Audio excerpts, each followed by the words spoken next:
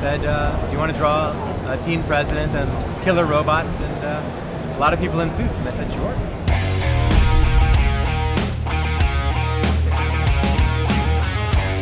Welcome to New York Comic Con. Meet Ben Caldwell and Mark Russell, the guys who draw and write Prez.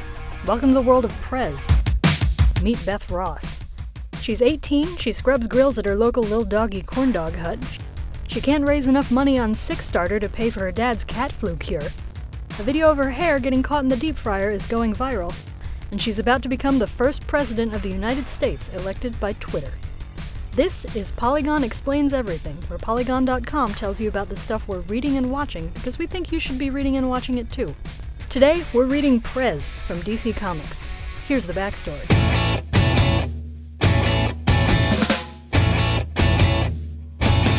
Prez was a comic about the adventures of Prez Rickard, the first teenage president of the United States. I want these to be the best days in America's history. Though it only ran for 4 issues in 1973 and 74, smack in the middle of the end of the Nixon presidency, it managed to cram in stories where Prez chose the bizarre Native American stereotype Eagle Free to head the FBI, fought for gun control, and against legless vampires. And maybe that's why Prez didn't disappear from history after 4 issues. It was just too ridiculous to be forgotten. References to Prez have cropped up in everything from The Sandman to The Dark Knight Strikes Again. And earlier this year, DC Comics did the implausible. They revived Prez as a year-long series. The comic recently released its 5th issue, and it's a very smart, very funny, very surprising series. I think it's kind of a flipped story to the original Prez. The original Prez is kind of about hippie fear. Like now the 18-year-olds got the vote, and they're all coming back, they're all anti-war protesters. The hippies are gonna take over. They're gonna put, they're gonna put Indians in charge of the FBI. They're going to create some sort of groovy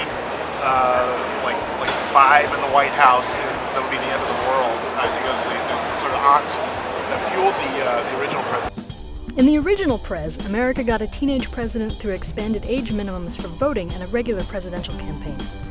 In the modern Prez, the ability to vote through Twitter wins an unsuspecting Beth Ross the state of Ohio, while her opponents tie with 25 states each.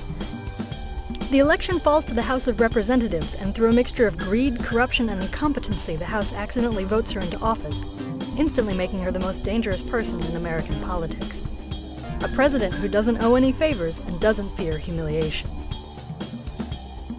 The problem is the people. You just get the right person in charge, and the American democratic system is robust enough that the right person in charge, things will get a lot better. My comic's a lot less hopeful. My comic's no, there are problems with the American democratic system that are so endemic that one person really doesn't make a difference. You really got to have a team of people, and really got to have some sort of earth-changing event to undermine the system that's crippled progress. Prez packages that angry or more frustrated story in a bright world.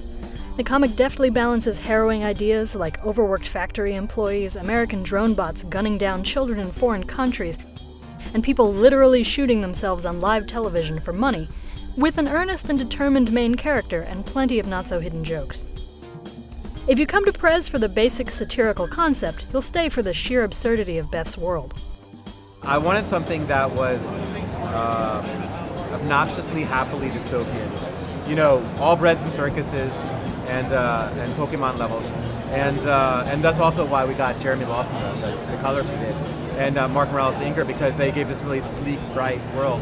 And I wanted something based on what he'd written that everyone liked to pretend that they were happy, everything was fine, and they would keep spending money. And because if it was too obviously dystopian, then there would be people wouldn't need a Beth or anyone like her. They would be able to figure out things, I think that's a key point, that the people living the dystopia don't realize it's a dystopia. Caldwell and Russell's dystopia is more familiar than it's strange, even though it's pretty strange. Major political parties can't find a candidate who can't be found doing something against their core values in an online video. There's a crowdfunding platform specifically for medical bills. It's called Kickstarter. America secures its borders using robots piloted from thousands of miles away by gamers on beanbags, and I haven't even mentioned Carl, the end-of-life bear. The clearest theme of Prez's setting might be social media dystopia, But Caldwell and Russell make it clear that they're not out to demonize social media, but rather to recognize its power. With the rise of new media, you can hope that it's just a situation where, it's a new experience and generations have to figure out the right equilibrium for that. But then it's also a question of what process is in place for this. It's an extra constitutional, extra social system that hasn't really been thought through and might never be thought through. And what does that mean for us as human beings who individually can't control what goes on but are still subject to it? People will probably figure it out eventually, figure out where the right, golden mean is for social media. But until then, it's the French Revolution. The idea of revolution and the US government go hand in hand, as do teenagers and rebellion, a theme that's not lost on Prez. Take a closer look at the cover of the first issue, for example. Visually, it's a reference to Emanuel Leutz's Washington crossing the Delaware, of course. But that Latin text on Beth's boat reads, Malo periculosum libertatem quam quietum servitutem. I prefer dangerous freedom over peaceful slavery. Thomas Jefferson wrote the same to James Madison after the Revolutionary War but before the drafting of the Constitution, in a letter in which he affirmed the necessity of the violence and upheaval of the Revolution. I hold that a little rebellion now and then is a good thing, and as necessary in the political world as storms in the physical. In a time when the teenagers depicted in the original Prez, baby boomers, are wringing their hands over the strange lives of today's teenagers, it's a message Prez embodies wholeheartedly. A little teenage rebellion might save a whole government.